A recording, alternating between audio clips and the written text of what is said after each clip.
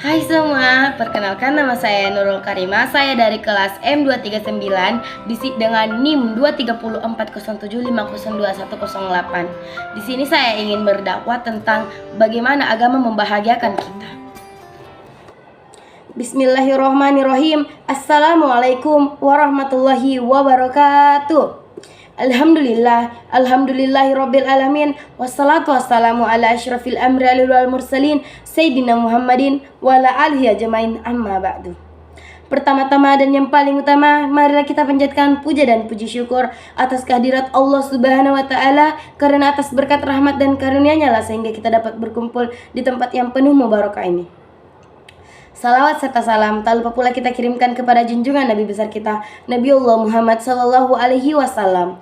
Allahumma sholli wa sallim alaik, Nabi yang telah membawa kita dari zaman kegelapan menuju zaman yang terang benderang seperti sekarang ini.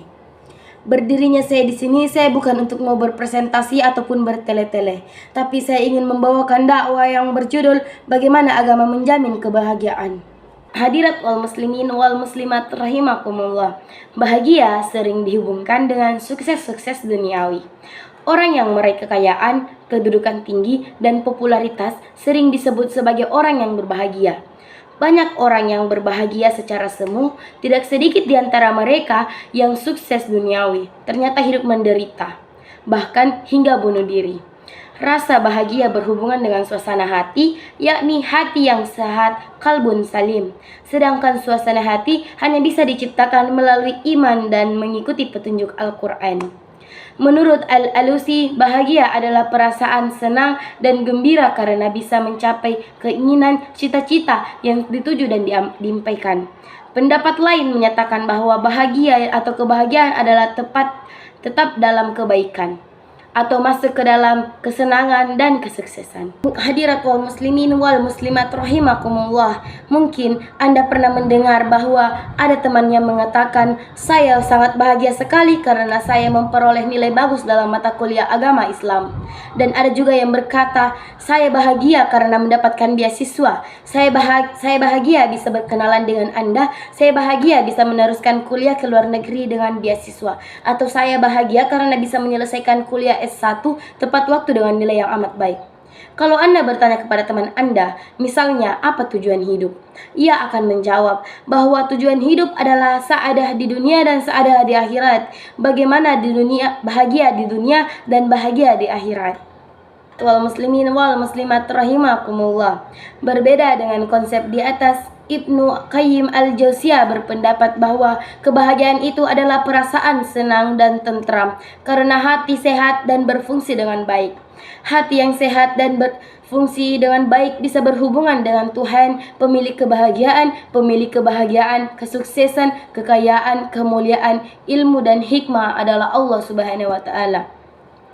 Kebahagiaan dapat diraih kalau dekat dengan pemilik kebahagiaan itu sendiri, yaitu Allah Subhanahu wa taala. Dalam kitab Mizanul Amal, Al-Ghazali menyebut bahwa as-sa'dah atau bahagia terbagi menjadi dua. Pertama, bahagia hakiki, yang kedua bahagia majasi. Bahagia hakiki adalah kebahagiaan ukhrawi, sedangkan majasi adalah kebahagiaan duniawi. Kebahagiaan ukranawi akan diperoleh dengan modal iman, ilmu, dan amal. Adapun kebahagiaan duniawi yang bisa didapat oleh orang yang beriman dan bisa didapat oleh orang yang tidak beriman.